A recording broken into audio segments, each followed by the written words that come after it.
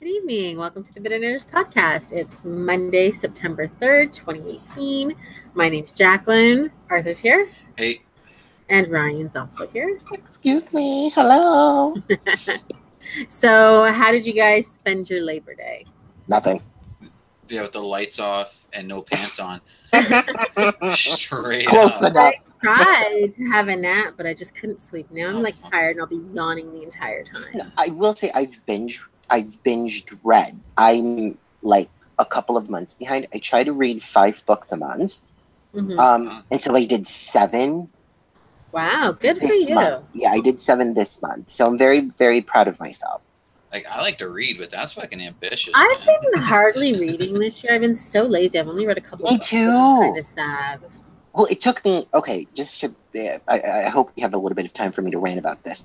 I haven't had time. I miss being able to commute to work for as long as I used to. 'Cause it Yeah. used to take me like an hour and a half to get to work. Now it's taking me 15 minutes. No one has the time to read on a bus. First of all, you're going to get a fucking headache. Yeah. And tomorrow's first day of school. And it's just so crowded. There's so many people on the bus. It's not like on the train. Even if you're standing, you can at least, you know what I mean? Mhm. I miss that kind of commute. Now, I'm not saying I want to be fired and all that good stuff. I'm very grateful. But I miss being able to do that. And then when you're home, I don't really want to read. I just want to, I don't know, jerk off or whatever. Yeah.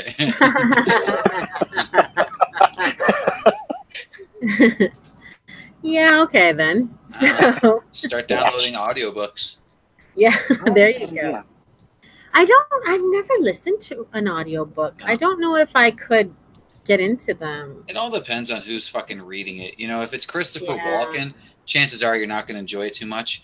You know, I listened to one years ago. It was the Lord of the Rings one, and it was great because they had a great cast of characters on it. You know, they did a real good job of Oh, fucking. cool. Oh, so it was like different people actually doing the voice Yeah, acting exactly. too. And they Oh, tried to cool. like live the story. It was that was all right. I know there's a big Harry Potter one where they got some of the cast to actually do the reading for the audiobooks.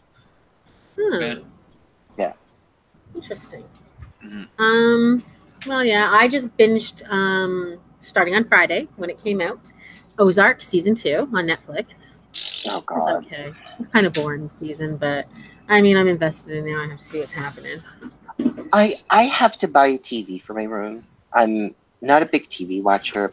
Jacqueline, you know this about me. Arthur, I'm sure you're aware. I'm not a TV watcher. I'm an article reader. I'm a book reader. I'm kind of really, as I've gotten older, I've turned into my worst nightmare. The geek that I used to make fun of, his name is Caleb. I've turned into Caleb now. I this is all I do, but I would like to watch more movies and stuff like Netflix and whatnot. Yeah. I did watch this weekend. I have to admit, because I'm a fucking romantic at heart. I watched To All the Boys I've Ever Loved Before Again? 3 more times. Oh my God.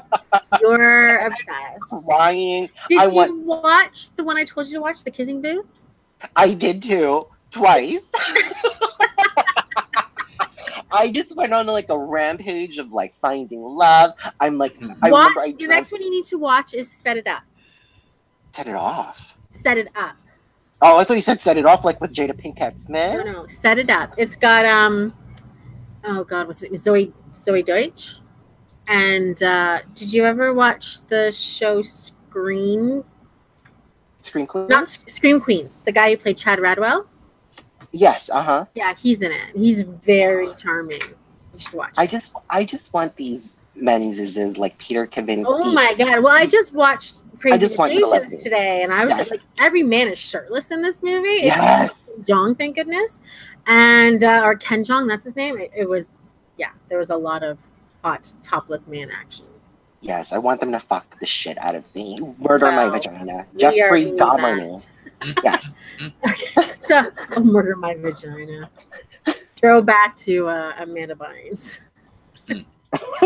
So, Whatever happened? so let's talk about our first story. I know they she sent her went to crazy, but like the where's she hospital, at? got her on her medicine, and her dad is her conservator, and she's been going to fashion school. Good. So she went off the fucking deep end. She did. From what I was reading just maybe a couple months ago, she's maybe getting back into acting. So we'll see. I liked her teen movies, like What a Girl Wants, and what was the one where it was the soccer one, and she was disguised as a boy. No, like Beckham. She's the man. Oh, She's the Man. Yes, I liked She's the Man. That was good. So let's talk about our first story, because I feel like this is one of the biggest stories of the weekend. I don't know if you guys saw anything about it. Fox News took someone sent in a story or something, but they're talking about an actor named Jeffrey Owens, who played Elvin, Sandra's husband, on the Cosby Show way back in the 80s and the 90s. This girl saw him working at Trader Joe's as a cashier and bagging groceries. And she basically was like, oh my God, what happened to him? He's working at a grocery store. Like, and he, quote, ended up as a cashier. And people are angry, obviously. They're really mad at Fox News, and they're mad at people who are trying to shame him, because they're saying basically, like, he's doing an honest job. He's making an honest living, and not everybody gets to be rich like Tom Cruise off of acting. Yeah.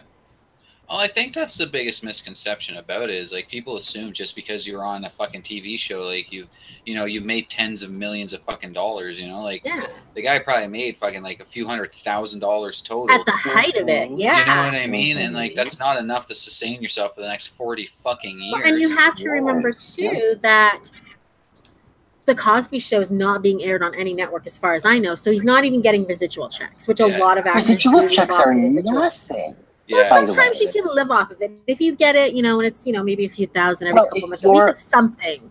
If you're like the main character, as, let's say, Rachel from Friends was, or Matthew Perry in Friends, you're probably getting a good whatever of it a month. But you're talking like Aisha Tyler, who was on The Talk? The Talk, yes, with Sharon Osbourne and all of them. Yeah. She was on Friends for, I think, a couple of seasons as like Ross's girlfriend or whatever. She was getting checks for $3.50. So and you think about how often Friends airs all over the place. Yeah, right. Yeah. What a slap to the face. Yeah. But no, it's fair. It's I think it's, people are kind of ridiculous when they see child stars or stars from back in the 80s, early 90s, and they're doing regular fucking jobs. You know what I mean? There's definitely some kind of like wool being pulled over our eyes, where we just assume like, oh, they're on TV, they made it, they're rich. They're able to buy a fucking yacht now. Well, no, that's not the case. Like, why do you think Nicolas Cage does? Family didn't squander the money to begin with. Not everybody gets Macaulay Culkin and has most of their money left, right? Well, that's kind of the way I look at Nicolas Cage. Like, why do you think Nicolas Cage does 60 shit fucking movies a year? Because he's fucking broke and he can't make no money fucking acting. He just and he's buying like mastodon skeletons and stuff too. That's not the reason why he can't keep his fucking money.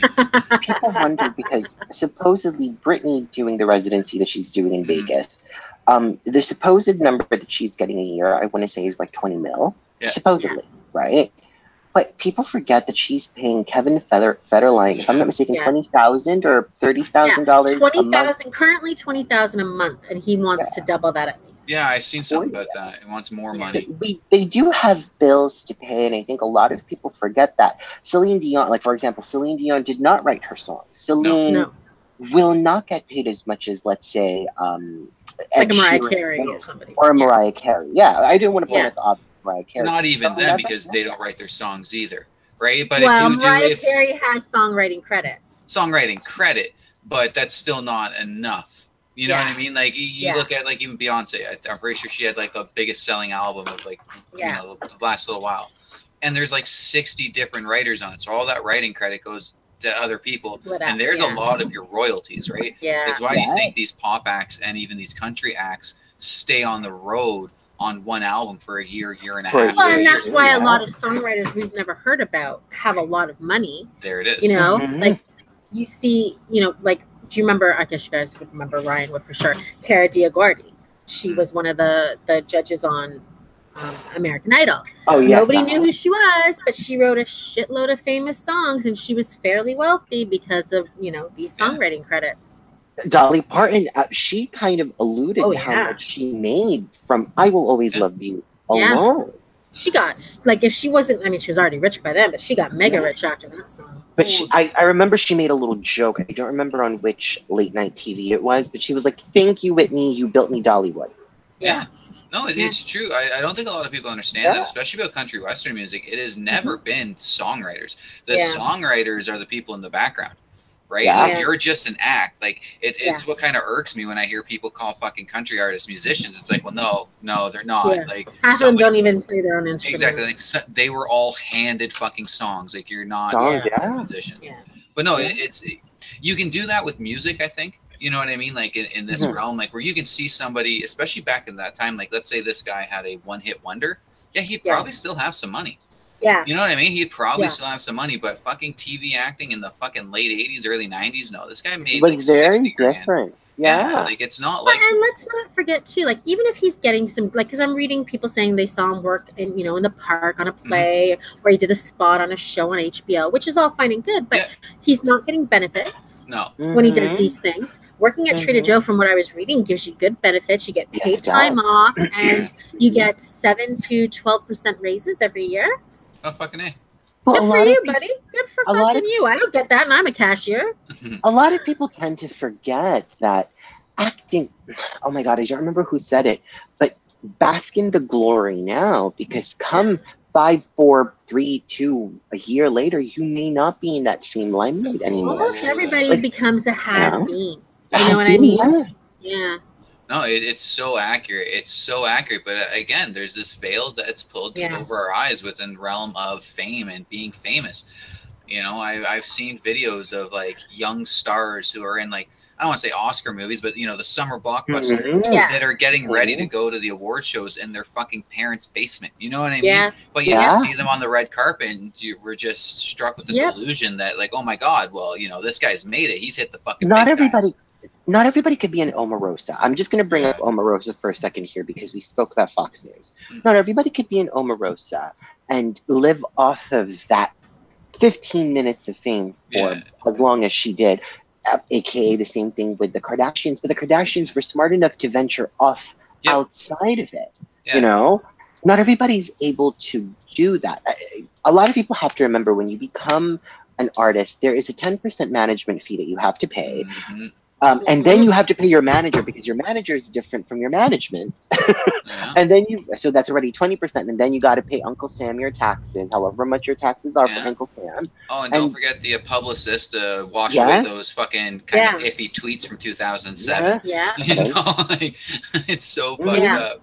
Well, and you have the talent agency, people that are getting you booked onto talk shows and stuff to get fees and stuff like that. But everybody's taking a cut. Is this a surprise to know that Fox News would try to shame somebody? No. You know what I mean? Not like, at all. it perfectly fits their whole demographic. Absolutely. It's distraction technique.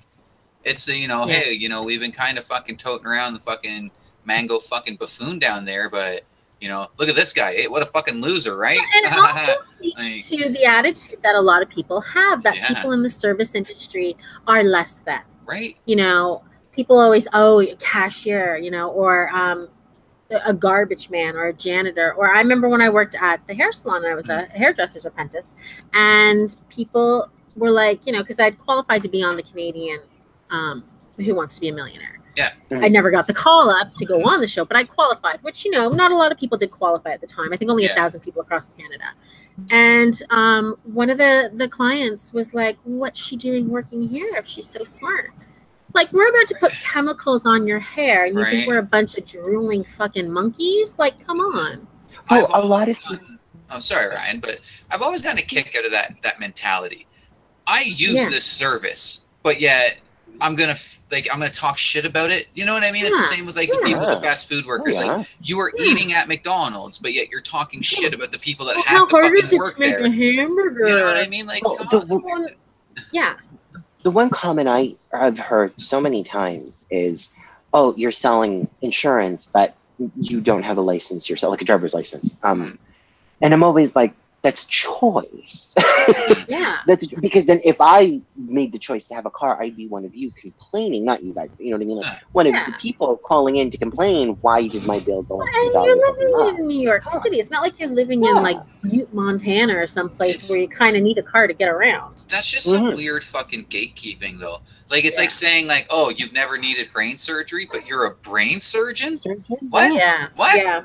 Like, well, I remember watching like Best Ink, and there was a tattoo artist on there competing, and they kept giving him the hardest time because he had no ink himself. Yeah. And they were mad at him, and it's like, well, you know, he's an artist and he understands how it works. Why does he need a tattoo? As somebody who is heavily tattooed, I would be wary of getting a tattoo by a tattoo artist with 0 tattoos. Flat out. Yeah. That's just me. If you aren't willing enough to put your own art or somebody else's art on your own skin, I don't trust you putting it on mine. That's me, though. Yeah. I kind of get that. I wouldn't shame Buddy. You know what I mean? Like, I wouldn't go out of my way to be like, oh, look at this fucking idiot. But personally, no, I wouldn't get tattooed by somebody with no tattoos. Minimal tattoos, sure. You know what I mean? Like, at least then you kind of understand a little more of the pain and, you know, the aftercare and whatnot, and even what it means to be fucking tattooed. Because as much as, you know, the stigma is kind of going away, it's not. Like, you know what I mean? Like, it's well, when these doofuses get tattoos all over their faces, like crosses. The face tattoo thing is just, I actually heard one of these dumb fuck SoundCloud rappers' excuse, and he was like, well, tattooing my face kind of ensures I have no other choice but to focus on my music. It's like, oh, I'm really glad to know that, like, without tattooing their faces, Zeppelin would never have done shit. Like, I'm really glad to know that you it's fucking good to know that when your career doesn't work out, you won't be working at Trader Joe's with Jeffrey. You know what I mean? I remember when I was still in high school, I want to say, when the whole neck tattoo thing was the next big thing. And a lot of my friends ended up getting these neck tattoos. And I'll never forget, I was asked, I mean, you guys can call me shady or whatever. Why don't I get one? Because I was with them when they were getting it. And I was like, you know, I want to ensure that I can get a job in corporate America if I ever choose to. And I was shamed for this. And, you know, you fast forward however many years later, I'm not going to out my age too much here, but 35 years later. Excuse me. No, nowhere near close. But, actually, well, 10 years, you know, it's my 10-year anniversary of graduating high school. But you fast forward 10 years later, these people literally are what you would call a has-been, you know? And it's like, I'm not saying it's because of the neck tattoo. You know, there's a stigma with tattoos that I hate. It's probably more of an attitude of the somebody who would get a neck tattoo. Yeah. But it's just, you know, a lot of people don't seem to understand people like Fox News. Like, when you sit on your high horse this whole time and you kind of like blah, blah, blah, blah, blah, and you should be this, you should be that. Not everybody has a carved path for them. Oh, fuck no. You know? Yeah, if you're to a neck tattoo, you really got to think about what industry you're going into. You're obviously not going to be a CEO in most cases, unless you start your own company. Start your own company, right? That's the only way. Now, money. I am, like, I mean, hopefully when I'm in Ireland, I'm getting my neck tattooed. I don't give a shit, you know what I mean? I don't personally care about the stigma. I've had unhideable tattoos for a long time now. I understand the stigma and whatnot around it, but I don't know. It's just... Well, you're not going off to become, you know, a teller at the Bank of Nova Scotia. Fuck no, right? I don't care about them. Yeah. Fuck you. So it doesn't matter. Like, you know, certain people can get away with that. But no, like, the stigma's going away. That shit is just like face tattoos. I don't look at neck tattoos and think, oh, that's a bad person. They must be a criminal. Well, some jobs they're not going to be in the business world, is what I think. And that's even it, though. Like, you not to have them be visible. Like, I know as a nurse, as a doctor, as a healthcare professional in general, it can't be viewable. Someone whom I was with, he was heavily tatted. And he had to always, I don't know what you call those, I guess a Henley?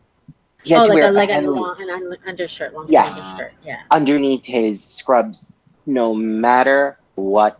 I've seen, at the hospital when I've been there, I've seen people with tattoos, nurses. Orderlies and stuff like that. It's not that frowned upon, but it's not that accepted. I mean, none of them had neck or face tattoos, but I've seen arm tattoos. If I go in and I need to buy insurance and Ryan shows up and he's got, you know, a dirty throat tattoo and a face tattoo, I'm not trusting him. No offense, I'm not trusting him. I'm heavily tattooed and I wouldn't trust you. If I go to a restaurant and the chef's face is covered in tattoos, I'd be like, yeah, this guy can probably cook a mean fucking burger. Like, let's get at it. Yeah. This is why I've been so hesitant. I used to get a tattoo every 2 years, which kind of gives you guys an idea. I've been getting tattoos since I was 15, so that gives people an idea of how many tattoos I've been getting. I'm 28 now, and there's one tattoo I really, really want to get, but I've been so hesitant because I'm going to put it on a body part that is easily visible, not on the neck, not on the face. But I think a lot of people also know what it means. So I've been afraid to do this. They're always Bitch, no.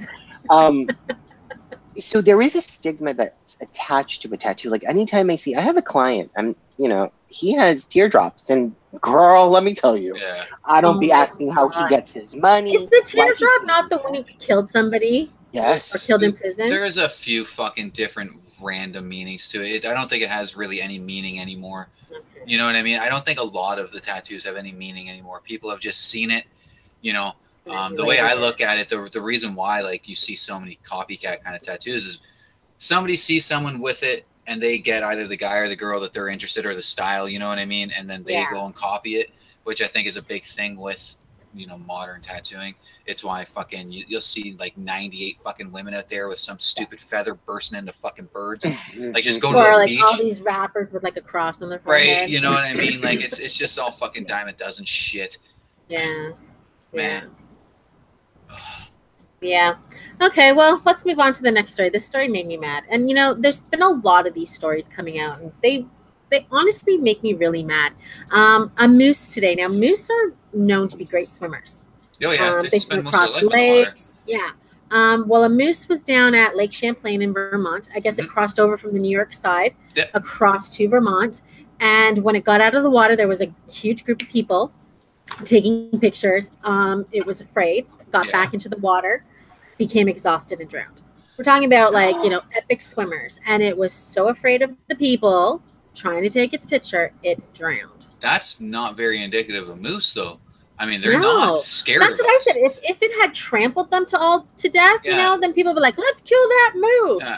No, that does not sound like a moose to me. Like, so that thing's had some. It was probably already really tired by the time it got out of the water. And to me, it sounds like it's had some run-in with fucking people before. For it to be that fucking scared to get, you're talking a 1,200-pound fucking monster that don't give a fuck about you. Yeah. Can I just say that I saw this video on Facebook? I'm sure you guys have seen this one as well. I want to say it's not. There's two of them that's going all over the place. There's one in Alaska and another one I don't remember what state it's in, and. The caption of the video literally said, a lot of people forget how big these animals are. Yeah. And holy shit, they're huge. They're monsters. Yeah. It's no joke. If you've never seen one with your real eyes, you don't realize how big they really are. I've never seen one. I have no plans to see one. You can stay far away from me, moose. Yeah, but you see it standing next to a car, and you're like, "Holy cow!" Well, its stomach doesn't even come to the top of the car. It's taller. As a person who doesn't know anything about driving and whatnot, I do know a little bit about cars. This was a Toyota Tundra. My uncle has a Toyota Tundra. That is a huge car. This towered over it, minus the antlers that towered over it. The fact that this animal would drown, like Arthur said, to piggyback off of that, I agree. This had to be like. This had to have had a run-in with human beings that probably terrified the living daylights out of it. I wonder if it was still kind of an adolescent, like a new, not quite a year old, maybe just born this last season, and maybe that's why it was a little afraid too. I just kind of skimmed the article. Did it say when this happened? I think just this weekend. No. Huh. That's interesting because it should be the start of the rut. Because it should be the start of the rut, and a moose being timid during the rut to me just maybe it was weird. A female that had been chased by somebody. That don't matter. Get a moose horny and it don't matter gender. That thing is fucking your day up. We've had the dolphins pulled out of the water. Yep, sharks killing the dolphins, sharks, sea turtles. Yeah. Even the swan. Things. Like even innocuous things. There is that sunflower farmer in Ontario. Yes. That and again, it's the same thing as always. It's people in their dumb fuck internet gratification. I have to get the exact same photo that these other 1,000 fucking onlookers are getting, so I can get better. Because I can't just stand here to get the picture. Right? I've got to get deeper into these sunflowers. And it's always crazy to me how like our humanity goes right out the fucking window. The second we see other people acting like fucking idiots, mob mentality kicks in, and for the most part, most humans join in. I can't. I don't think like that. That's why I don't understand how someone can do that. I've been called a lot of things like uncool, grandma, stupid, boring, all this stuff. Yeah. Because I don't take pictures of my food when I'm eating. Yeah. I don't have the mob mentality of thinking, oh, everybody's, drinking, I don't know what it's called, like that cough syrup thing. I don't do that, so I'm not cool. Yeah, I don't know. But I just don't seem to understand this kind of mentality a lot of people think. First of all, maybe I'm a scaredy cat. I'm afraid of animals. Don't fucking come next to me. I will shoot you. Respect them. I cheer for the ones like when the people are walking down the street and bugging a water buffalo and that shit starts chasing them. I'm cheering for that buffalo. Kill them. Yeah, let them. Let them fucking chase you because the tourist standing in front of the buffalo in Yosemite and she gets killed. Yeah. That's what you get, bitch. Oh yeah, if you want to go out there and win a Darwin Award, by all fucking means, do it. Like I don't get. We were portaging once, me and a bunch of friends, and we had to drop the canoe off at my buddy's trailer up north, and a black bear and its Ryan, cub. in case you don't know what portaging means, it's where you canoe across a lake and you come to a land part and you carry your canoe and your supplies across the trail to the next lake. It's how you canoe camp inland. It's fucking grueling. It's amazing. It's fun, but I mean, if you're not fucking an outdoors person, don't do it. Yeah. But anyway, we're bringing the fucking canoe back, and a black bear and a cub cross the fucking road. And do my idiot friends not just instinctually jump out of the fucking car to go gawk at this fucking black bear and a cub? I'm sitting there and I'm telling them all, I'm like, if one of you dies, like, I don't care. Like, I won't go to your funeral. I won't shed a tear. Like, you guys are bears fucking can open car doors. Black bears aren't that big, and a lot of people get the feeling because they're just really big dogs. Like think of the biggest dog you've ever seen and double it. Right? It's not that menacing. If in all honesty, that's not that scary. It's really not. But no. But that's just people are dumb. Especially when it's baby around. Are you stupid? Run. We're so far removed from fear of predators that people act like fucking morons around predators or this animals, video that came out a couple months ago, the woman sticking her hand out the Jeep window to pet a lion on safari. Right. Or there was a video of there was a lion safari, I think in China, where the guy and the wife get into a fight. The wife gets out of the car to go to the driver's side, and the lions drag her fucking ass out and kill her ass. Like people don't respect animals because we're so far removed from it. We've beaten the predators away from us, right? Yeah. So when people see animals, just like this fucking moose, they just kind of surround it and not realize the danger. Not even for the danger for ourselves, but the danger of that animal. That animal's going to get fucking spooked and get hurt itself. But just to make this a little bit political, and I hate it when people do this, but I'm going to make this a little bit political. We are afraid of predators because we've voted people into office who are the fucking predators, who are going to prey on you, who are going to fucking rip your life fucking apart. When people don't seem to fucking care. We are in a time, we are in a society where everybody has this fucking false sense of bravado that they want to fucking have because they're so fucking amazing. You know what I'm talking about? It's this kind of fearless, just do it kind of, I'm sorry, Nike, but like just do it kind of attitude that we have. And people don't seem to care or seem to think, I run away when a bee is fucking next to me because that just don't sting me. I don't want to find out if I'm allergic. There's a weird hubris with us and animals, and I do kind of feel like it is. We are just so far removed from tribal living. You know what I mean? We're so comfortable. We don't have the fear. I mean, we have the fear of like the grizzly bear or the mountain lion, but you don't realize that a raccoon will fuck you up. Yeah. You don't like people don't think that shit, or even that moose. Like, it's crazy to me that even seeing a swimming moose, people would be like, no, I got to get out of my car and I got to go investigate this. Yeah. Like, no, I wouldn't fucking do that. I would sit inside by my car and watch it for as long as I could see it. I would get the fuck. And if it was coming toward my car, I would drive away. I wouldn't want to be there in my fucking car. You think a moose can't destroy your car? No, I'm saying while it's in the water, I would be watching it. When it got out the water and if it started coming toward, I'm driving away there. No, that's why we have zoos. You know what I mean? I will go view the fucking moose that we have at our zoo. Yeah, I know. But there's a, there's 0% chance of that fucking moose hopping that fence and fucking my day up because he's horny. I guess that's true. But there's a shit ton of chance of a horny moose fucking popping out of the woods and just, making sure I remember his fucking name.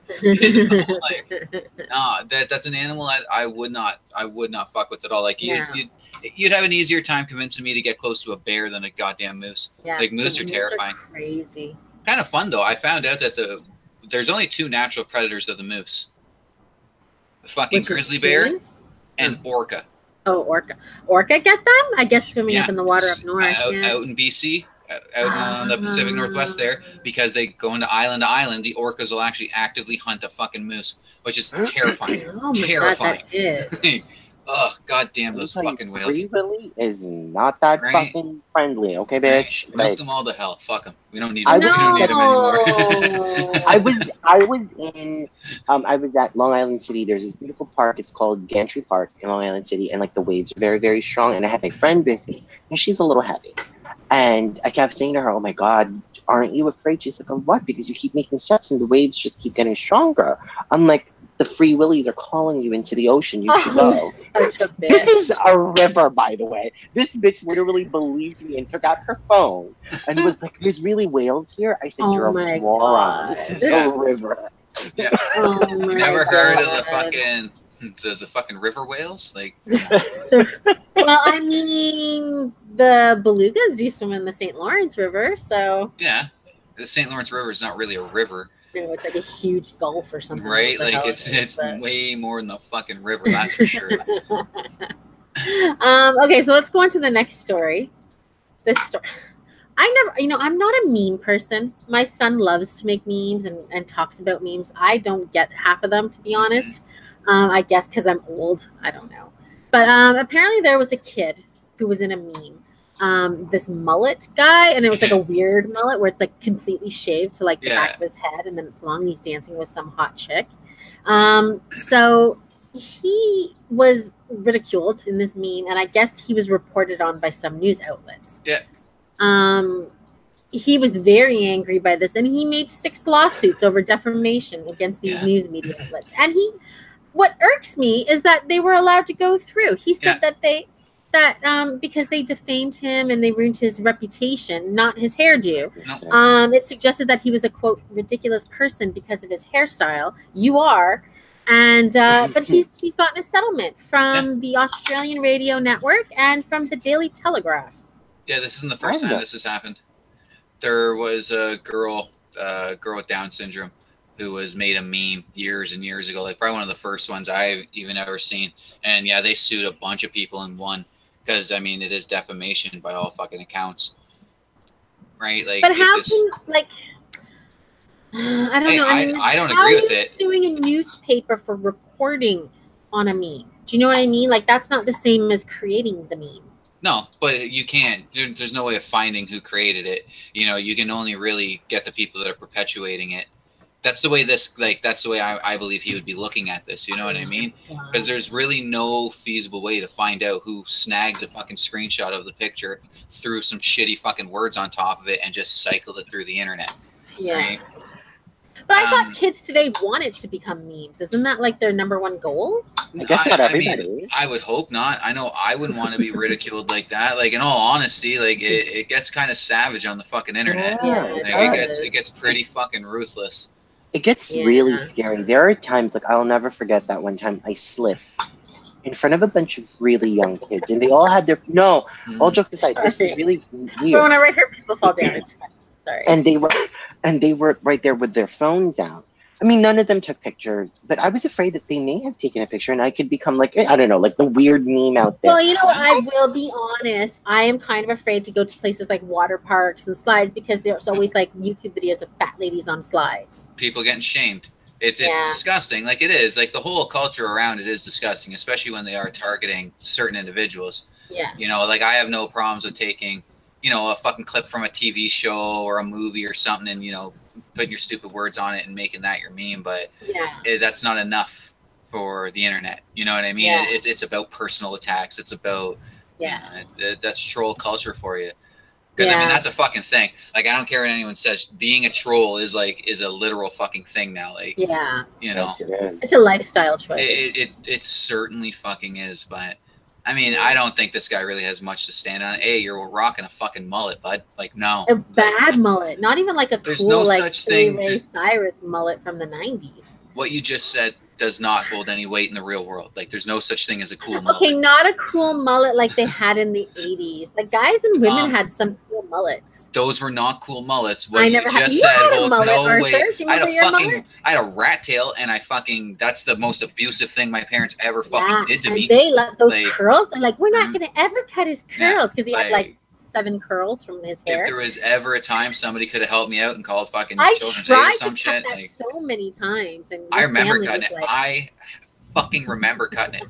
I fucking told them that Scott put gum in my hair, and I cut it off because I was tired of getting fucking. Scott got blamed for that too. Yeah. Poor Scotty. Fuck him. He broke my leg. He deserved every bit of it. But yeah, no, there's no such thing as a cool mullet. And if you wear a mullet, I'm gonna ridicule you. I'll point and fucking laugh. Like, I will. But you're not going to make a walk right up to you. meme out of him. Possibly, depending on the situation. Like, just somebody dancing with a chick. No, I'm not gonna go out and ridicule But them. But I mean, like, if you're out there wearing a Bud Light T-shirt with a mullet and you're fucking shotgunning shitty fucking Corona or some shit, yeah, I'll put your ass on the internet. Fuck you. Fuck you. That's not what trash looks like anymore. Trash has face tattoos. Like, get with the fucking times. yeah, yeah, for real. Okay, so here's the next story, and I thought that I saw this all over last week before the weekend. I'm sure you guys heard about this story. And I remember when this occurred. So I guess back in January, this girl was driving along in New Jersey, and she ran out of gas. And a homeless man came up to her and said he would go and take his. She didn't have any money. She didn't have a debit card with her or nothing. He took his last $20. I don't know how he got $20, but he went and he got a gas tank for her and some gas and helped her get along her way. She felt really grateful. She went back and brought him food and some money. And, then her and her boyfriend began to started a GoFundMe. Mm-hmm. $400,000 later, they raised that, and now he is going to sue them to give him the money because he's saying they're withholding the money and using it inappropriately. You should give a homeless guy $400,000. That's a recipe for an overdose. What the fuck are they thinking? Well, this is what they're saying. So what they said happened was, okay, because I watched and I hated that I had to watch it on Megyn Kelly. I watched a Megyn Kelly interview with them, and basically what they had said was he didn't have any ID, bank account, nothing. So they put it into their bank account to start with, and then they spent a lot of time helping him get his birth certificate, a passport, ID, so that he could start his own bank account. He picked out a trailer, and they bought him a trailer, and they let him keep it on their property. Okay. And they gave him $25,000, which they said he spent in a month on drugs. Yeah. They said he sent a lot of money to his family, and he's paid off legal fees. And now they're saying they don't want to give him any more money because he's going to spend it on drugs. Yeah. But I mean, GoFundMe says they can't do that. The law says they can't do that. Whether he's going to spend it on drugs or not, they can't withhold it because it's not their money. No, it's not theirs. But what they should have done in the get-go is put it in a fucking trust. Yes. Like that's them 100%. being stupid to not cover your ass from the fucking get-go. I mean, you are raising money for someone else, in someone else's name. You take that money, it's fucking fraud, like outright fraud. There's no argument you can make that it's not. Yeah. Regardless of the reasons. Like, I wouldn't want to give the guy the money because I'm sentencing him to death. Like, you know what I mean? Like, you truly That's what they said. And the girl was crying. Now, I don't know if she's being sincere, but she was crying. And she said she really loves him, and she still feels like he's family, even though this has happened. They said that the only money they spent is they went to a casino. He was there, and he allowed them to spend $500, and then they paid it back to him. Oh, yeah. They're willing to see a forensic accountant to go through everything and say that it's true. But I don't know how there's only $150,000 left of $400,000. It's a little mysterious with a trailer and $25,000. I don't know, because he didn't have access to all the money. Maybe the fucking drywall's meth rock. Like, who fucking knows? Like, you know what I mean? I'm not to fucking make fun of the homeless, but you might become homeless and not be an addict, but you're definitely going to be a fucking addict if you remain homeless. Like, I'm sorry. It's nothing but fucking hopelessness. These people are all going to turn to drugs and drinking. I think it's actually really kind of them to not fucking hand this man $400,000 because you're signing his fucking death warrant. Yeah. And even if it's not an overdose, he's gonna fucking tell someone. He's gonna get robbed. Yeah. He's gonna get fucking murdered. Yeah, you know, kidnapped and have his money taken. This shit should be put in a fucking trust for that man, and access. Yeah, like whatever amount is accessible every month, right? Yeah, and then if you spend it all, it's done until then. I mean, for fuck's sakes, I'm not homeless and I'm not an addict. Hand me $400,000 right now. I'm dead next week. Like, fuck it. Yeah, why not? Fuck it. Prince said, let's party like it's 99. Let's fucking party like it's 99. You know what I would do with $400,000? Buy a Birkin. That's one of them. I'll probably buy a house. Like, I want to secure the that wouldn't even buy me a house. I couldn't. Like, I fucking couldn't. That wouldn't buy me a house. That wouldn't buy you a house in New York. You'd have to move out of town. Yeah. Well, New York State. Like, if you go to, like, certain parts of New York. Yeah, well, yeah, I can go out of Toronto area, out of the GTA area, and get a house for $400. But yeah, but I don't want to live in Kingston. I would be doing whatever. I don't want to drive for 2.5 hours to get back to Toronto and see my family. Yeah, like, no. Fuck that! I don't want to see them. Mm-hmm. I don't want to see them anyways. I need to win a lot more. I need to win $400 million to buy a house in Toronto. Yeah. If you win $400 million, are you gonna buy me a Birkin? I'll buy you a citizenship in Canada, and you can come live here with a Birkin, okay? Okay, but 5 Birkins, Jacqueline. I only asked maybe one, maybe You're 7. fucking one for selfish. I'm gonna sue you like that fucking kid. Please. But no, there needs to be something done with this whole crowdfunding thing. Like seriously, I'm kind of sick of it myself. I don't really enjoy watching people ask for money. Period. Like in the first place, so and then awkward. to ask on someone else's behalf to me is very cringy. You know, like I don't know if you've seen it going around, but there was this like kind of a meme, I'm guessing, but it was stolen from someone's post where they were trying to crowdfund their wedding and they canceled the wedding because nobody would fucking pay them. I don't know if that's true. I kind of have my doubts about that. Same here, because it just worked out so perfectly. But I just can't believe. Like, I mean, I know people are entitled, but I can't imagine it would be that. Like, you know what I mean? And even what best or a maid of honor is promising $5,000. See, the thing that I found funny was one of the people that shared it on my Facebook saying like, oh, it's ridiculous to ask people to spend $1,500 on your wedding, made us all pay $1,500 to go see them get married. So to me, I was like, okay, well, fuck you. Like, fuck you, you motherfucking hypocrite. Yeah. That whole thing was fucked. But no, crowdfunding, I don't know. I'm not too big on it. I see the merit, especially when that shit first came around. You know, like scientists and engineers trying to crowdfund a fucking experiment or something. Yeah, I like that. That's cool. You know, like fuck. You know, I'm interested to know if there's microbes coming through the fucking atmosphere. So yeah, here's $100. Fucking let's make this happen. I've only ever given to one GoFundMe, and it was my former history teacher from high school, and it wasn't even him who set it up. Somebody else set it up because he was dying of pancreatic cancer, and they wanted to crowdfund enough money because he was one of the school photographers, and he had literally probably hundreds of thousands of slides, and they wanted to convert them to digital. And I gave $20. That's all I could afford at the time. And they didn't raise enough, so the money came back to us. Yeah. You know? Yeah, I don't know. The whole crowdfunding thing to me is weird. It really I've is. seen once, like, oh, you know, here's a GoFundMe so, you know, Marissa can go on a trip to Europe for high school graduation. Weddings, like crazy stuff. And it's like, no, you know, I'll GoFundMe if your house burnt down and I'll think about it. Or, you know, suddenly your kid died and you don't have enough money for a funeral. Maybe I'll throw you $20, but not for stupid shit. Let me tell you, I have been through hell and back in the past year and a half. Yes. As you guys are all aware. I did not, maybe it's within me, maybe it's my personality. I don't ask for help.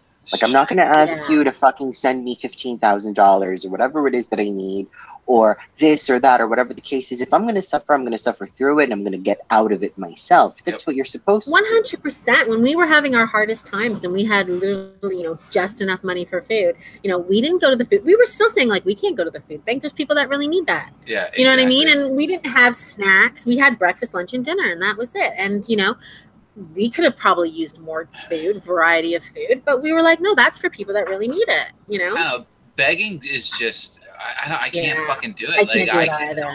I don't ask people for favors. I cannot beg. Like, I borrowed money, and you know it's never a good feeling when you have to borrow money. But you know, I wouldn't do it on Facebook from strangers or and that to me is like the weirdest thing. Like to feel confident enough in your, I guess, your struggle, or at least what you perceive to be your struggle, to be like, hey, strangers, please give me money. No, like most of us are the working fucking poor. Like, no, we don't got shit to fucking give. That's like, one thing I hate about work, when they're always asking me to ask for donations, and it's like especially in my neighborhood. I'm not living in Richmond Hill. I'm not living in you know. Rosedale. I'm living in a pretty poor area of Scarborough where there's a lot of mental illness and a lot of welfare people. And they're asking me to ask people every time they come through if they have money for a donation. These people need donations. Yeah, right.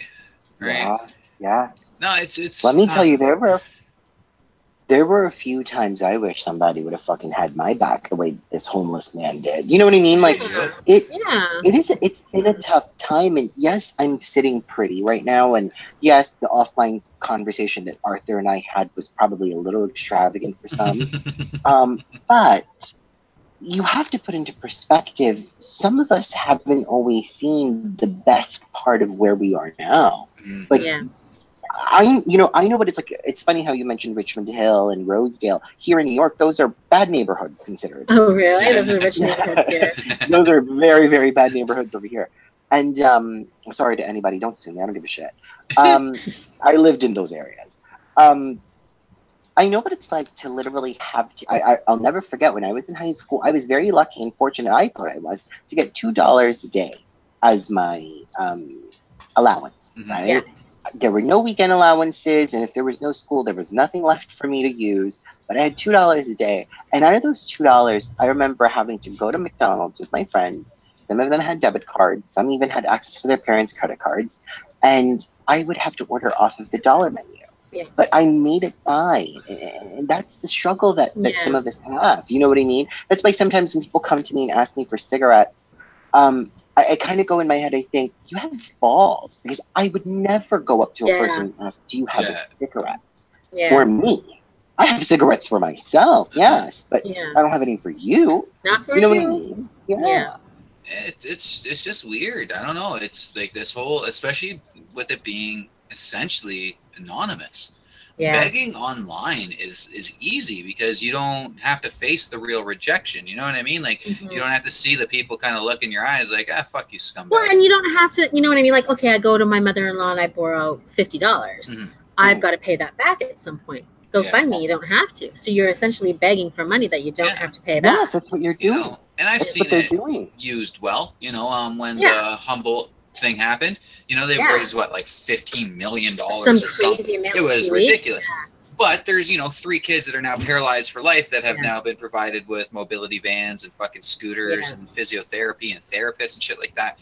So I see the merit. Paid for a lot of funerals for people who probably didn't have insurance on their kids. Like I see a lot of merit to it, but it's still just so fucking foreign to me. The whole concept of begging people online, like no, fuck you. Yeah, it would be hard for me to set up a GoFundMe in my life. I mean, I would have to be really dire, to be honest. Yeah, because I mean, like, I don't know. It's just fucking dumb. Like South Park to me did a great episode on it because most of it is just people wanting money to do nothing. You know, like a lot of it is that. Like it's just like, oh, I can't afford this vacation, but I feel like I deserve to go. So, excuse me, pay. Yeah. Like, no. Yeah. No, it's true. Okay, so let's get to probably our last story. We'll see how long we talk about it, but kind of a humorous story to me. So North Carolina, Wilmington, North Carolina, the sheriff's office made a huge drug bust. 13 pounds of fentanyl, which apparently is worth $2 million on the street. They were excited. They took a press conference and showed the pictures, and everything was, great. They charged 3 suspects, and in the field, that's where they did the test on it. Well, when they got back to the lab and did more tests, it's not fentanyl, it's sugar. Sugars. Now, see, the thing, I initially thought, oh, how embarrassing, but then I thought, what if, there was some... Hello? What if there was some sneaky underhanded stuff going on and somebody swapped out the fentanyl? Maybe. Some enterprising police officer. $2 million is pretty tempting. Yeah. Right? $2 million is pretty tempting. Yeah, it would be. I don't know. I mean, I'd figure no, it's exactly what it is. These cops are just so gung ho to make a fucking bust that they, you know, made themselves look like fucking morons. And I mean, it'd be interesting to see how the test works, right? Yeah. Where when in the street. Where'd you say this was again? Wilmington, North Carolina. North Carolina, yeah, they're hard in the fucking opiate epidemic, so I could understand the, you know, the kind of rash reaction of just like, oh no, this is fucking fentanyl, and I mean that's just destroying a lot of stuff around there. Oh yeah, it's doing really bad. And it's killing white people. So once white people start to die, you know, something's got to change. Yeah, that's for sure. But no, there's a rightful fear of fentanyl, and you know, there's a hysteria around it, which I think is would probably cause that reaction by the police, and it's warranted as far as I'm concerned. That shit is very, very dangerous. Like, it is absolutely ridiculously fucking dangerous. When you can die from just like touching somebody who is OD'd from it, that's pretty scary. Yeah. No, fuck that. I don't know. It's fucking weird, because I've heard arguments stating that, you know, if maybe we lax on the drug laws and allow fucking, you know, cocaine and heroin to be fucking sold, you know, it would cease. You would cease to need the need for this level of a high, right? Like, junkies wouldn't need this kind of shit. I mean, it's a hard one for me to get on board with, because I'm not cool with fucking normalizing opiate use. Like, I'm not. But it's fucking scary. Like, you can kind of see the point to both sides, obviously, because you're like, you know what? If people could get access to these hard drugs, they wouldn't go to something like, you know. Well, it's not even that. If the fucking police and shit would stop seizing them, then these guys would stop looking at putting this stuff in their fucking, you know, just in their drugs to make their drugs that much harder, because they don't have the quantity that they used to cut it how, you know, they normally would. It's a big circle jerk of just fucking idiocy, in all honesty. But I mean, something has to be fucking done. Like, this stuff is fucking scary. Like, there's no taking fentanyl and getting high. You take it and you die. Like, that's just I don't the end understand of the why story. these the drug dealers don't want to lose their freaking customers. Why are they using it? I think I brought this up before, but there's this thing I call junkie logic, and essentially what it is like, all junkies, I mean, not even junkies, but all addicts believe that they have a bigger tolerance than their fellow addict. Yeah. So they hear that, oh, fuck, man, like, Jimmy John fucking died off this guy's shit, man. So, I mean, that stuff must be fucking phenomenal. Shit. That's the stuff I want to get. So, I mean, it's been happening for a long time where especially within the world with heroin, where the dealers would cut it with like rat poison or something that was guaranteed to kill somebody. So one junkie would fucking die, but they'd end up with like fucking 30 new customers. And, you know, they don't give a fuck about these people. Yeah, no, it's disgusting. Like, you know, I'm for drugs and shit. Like, I'm fairly certain I've made that fucking, you know, known. But like, there's a weird fucking thing when it comes to heroin and opiate users where, they want that shit. They want that, like, they want to fucking die, essentially. Chasing the ultimate high, right? Yeah, it's fucking scary. It's terrifying. In all honesty, I know I should have some sympathy for fucking heroin users, but I don't. Like, and that's kind of my reasoning. Well, and they always say in the movies. Now, obviously I've never tried heroin. Yeah. But they always say like the first high is the only really good high, and then after that, it's never the same, right? That's indicative of every single fucking drug you will ever take, except for marijuana. Marijuana is the only one where it stays level across, depending on the potency of what it is you're smoking. Yeah. But I mean, I've taken my fair share of drugs, and every single time that you go back to repeat it, it's not the fucking same.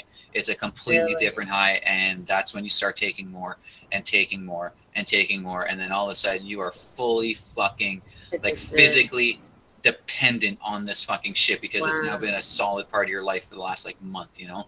Like, I understand addiction as much as I fucking, you know, I don't like addicts, and as much as some people say that I should have a Narcan kit on me in case I see someone OD, fuck you, like, I don't care, you know, I get it, but I don't know, it's like, I went to a party a few years ago, and these two dudes were there, and they had just been released from prison, and they were in the bathroom of this hotel room fucking smoking tiny bits of fentanyl. And I said to them, I'm like, why do you want to die? Like, what the fuck's the point of doing this? And like, oh, well, the oxys don't do it for us anymore, so we're playing, you know, fast and loose essentially with our fucking lives. And it's like, but I'm supposed to carry a Narcan kit or a naloxone kit on me to save your fucking idiot ass. Yeah. You know what I mean? Like, I understand the humanity side of it, and I've been told I've been kind of yelled at that I should probably change my opinion on this, but I can't. Like, I seriously fucking can't. Within the last month, I've picked up so many needles, just discarded fucking needles on the streets here. And that pisses me off beyond fucking words. It does not make me want to fucking help these people. It does not make me want to have any compassion for these fucking people. Freaking dispose of your needles. You know what I mean? Come on. I don't understand. I mean, I should. Because you're stoned out and you don't give a shit. You don't give a shit. On the ground. Exactly. But come on. Like, leave them in parks and on the streets where kids are walking. Lots of kids in your neighborhood.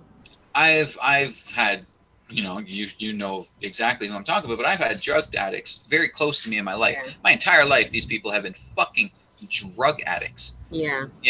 And I've seen that level of just not give a fuck, but at the same point in time, they seem to have so much compassion for everyone else. No, you don't want to do this shit, man. It's terrible. It'll ruin your life. You'll die. But yet they throw their dirty fucking needles on the street. Yeah. You know what I mean? Like, I fucking hate junkies. I really, truly, honestly do. And, you can go to Shoppers Drug Mart or any pharmacy and get a needle disposal box. I got one for my diabetes. They don't ask you any questions. Nope. They don't say, what do you need it for? They just give it to you for free. Nah, it's just so fucked up. And so I understand why the cops would essentially embarrass themselves in this manner. You know what I mean? Just because of the fear of that stuff. They're excited to get 2 million or 13 pounds of fentanyl probably goes a long way, right? Oh, absolutely. Like, abso-fucking-lutely. I know I won't quote the infographic correctly, but I seen an infographic on dosing of fentanyl and its comparables to like actual fucking heroin, and it's absolutely insane the minuscule amount of fucking fentanyl it takes to just achieve like a regular heroin dose. Like, it's nuts. It's fucking crazy. Like, you would sit there with like a 0.7 of a fucking gram of actual heroin and get high. With this thing, it is like it's 2 little fucking specks of a dust. Yeah, I was watching Ozarks this weekend, and somebody took some pills, fentanyl pills, I don't know, maybe like 20, ground them up and put them in like a big vat of heroin and like mixed it in. And that was enough to make, 20 people die. Exactly. In 2 different cities. So, I thought, oh, wow, just like a grain basically can kill you. Well, that stuff's like meant to like tranquilize fucking elephants, is it not? Yeah, like, I don't know. I don't even know why that's available to be bought by or made by anybody. Like, that's just like crazy to me. I can't remember, but I know there's an actual like use for it. Like, I don't want to say a painkiller or something like that, because I have a feeling that's wrong. But I seriously feel like it's like the elephant version of like ketamine or something. Yeah. Like, that's what I believe it is. But isn't that they started to use fentanyl with the lethal injections. I don't remember in what state. And they just had that in Nebraska. Yeah. Or Arizona. Arizona, Nebraska just did it. This literally can kill you. Like, taking a drop of this can like kill you. Yeah. People don't understand. I think sometimes drug users like to I was talking about this, it's the next thrill they're chasing, and you take it to the next level, and a lot of people don't seem to realize the severity of the problem that they're having. It's like, oh yeah, let me shoot up this fucking dog food up my vein. I don't know, but you know what I mean. Like, people just don't seem to give a fuck. Such a druggy, Ryan. I don't know anything. It's true though. Like, it is true. You always, I'm sure we were all told this, like, marijuana is the big gateway drug and shit like that to these harder drugs. I don't believe that's the case. I truly don't. I think misinformation is what leads people to taking these harder drugs. Obviously, and you have the obvious, like, childhood trauma or something like that, and they're masking their pain. Like, there's definitely those that have the addiction disease, and not all of them are junkies, and not all junkies are the people that I don't like. But I do feel that if people didn't lie to their fucking kids about things like marijuana, saying that, if you smoke marijuana, it's going to ruin your whole life and it's a gateway and blah, blah, blah, blah, blah, and the kid gets all fucking scared, then one day he tries pot and he goes, well, wait, this isn't that bad. What else do they lie to me about? And then they jump to fucking ecstasy, and they're like, wait, this isn't that bad. I didn't die. And then they go to cocaine. The real gateway drug too, and is one that's completely legal, is alcohol. Because I feel like most people, not every person, but most people start with alcohol, sneak in mom and dad's alcohol before they move on to marijuana. Yeah, it's very readily available. Alcohol has ruined a lot more lives than other drugs have. I mean, it has. It is very, very scary. I've been with quite a bit of alcoholics in my lifetime, and it is very scary to watch how, because you yourself, you the person who's watching over this individual, don't even know how bad the problem is until you're out of the problem. You know what I mean?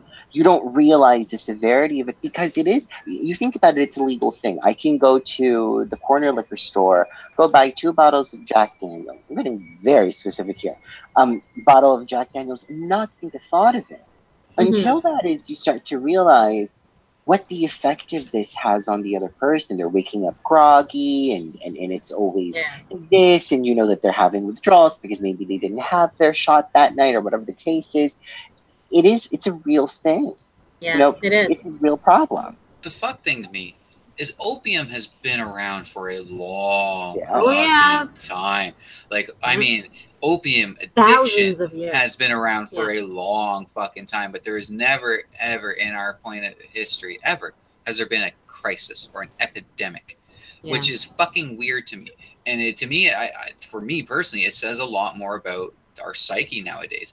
There's, I feel like there's a lot more covering up, you know, I guess depression and pain and anxiety or whatever the fuck it is. But no, seriously, this one kind of blew my mind when I first kind of had this thought, like, because it's true. This shit's been around for ages and ages and ages, but there's never been this big of a problem. But it's always been worldwide. You know what I mean? Opium can fucking, you can grow that shit pretty much anywhere. You know, so it's fucked up. Like, I don't know. And I do kind of feel like a lot of it, and I think a lot of it started too with like doctors prescribing opiates when you didn't really need to have, you know, some hardcore oxy because you got your tooth out, right? Yeah.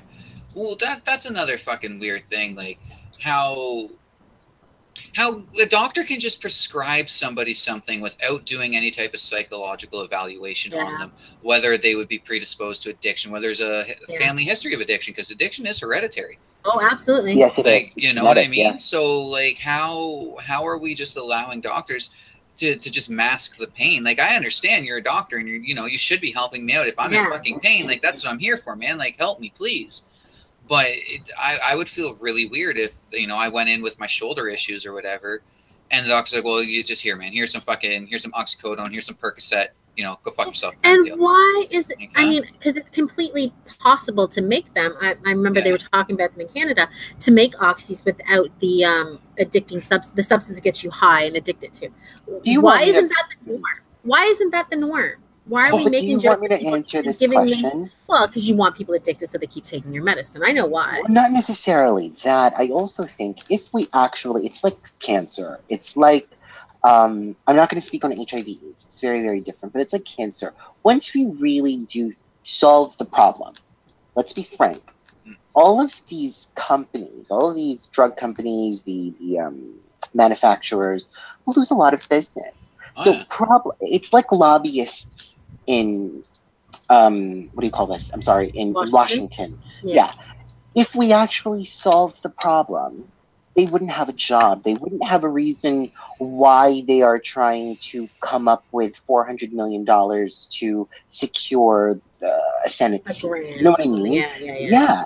It is that. It's ultimately, I hope I don't sound like a conspiracy theorist here, but we have to remember that when we solve problems, when they actually go away, jobs are gone. Yeah. Well, I mean, it's the truth for most things. If there's ever a time where something doesn't make like social or even conscious kind of sense to you, just follow the money and it'll start making fucking sense. You know what I mean? Like, it's so true. You just got to follow the fucking money trail, and then you're like, oh, this is why, because this is $1 trillion a year industry for this one company. They're not allowing us to fucking change. Like, it's just, that's kind of the weight of the world. Well, the trickle down scale that it affects psychiatrists, psychologists, hospitals. It affects everybody in that sense, because you don't have this problem anymore. You even think about it, a few successful companies who actually did solve problems, like Hummer, the Humvees, right? Yeah. They're out of business. Why? Because those cars were built to fucking last forever. Yeah. Crocs had the same problem. That's why they had to try to get rid of a lot of their inventory, because they were indestructible. And you didn't have a need to buy more. And so that's part of the reason, once you start to take profit out, right? People get very afraid, because job safety and it's also kind of in my industry. If we solved every single problem and we didn't have the exclusions that we did for certain policies that we have, we'd solve people's problems. Yeah. And so they are in the business to not solve your problem. No, it's the illusion. Put a Band-Aid on it. Yeah. It's the illusion that we're going to fucking solve this for you, but essentially it's just a fucking Band-Aid. And then we will deal with the next little part later, and then we'll deal with the next little part later. And it's, but again, I mean, it's just our species and our fucking, you know, just amazing skills to exploit stuff, you know? Like, we're just so fucking good at it. Well, let's end the show on that. Follow the money. Yeah. Always I will be back on Thursday, is my day off this week, so we'll have our next broadcast on Thursday. And thanks for listening. Have a great week. Yeah, take care.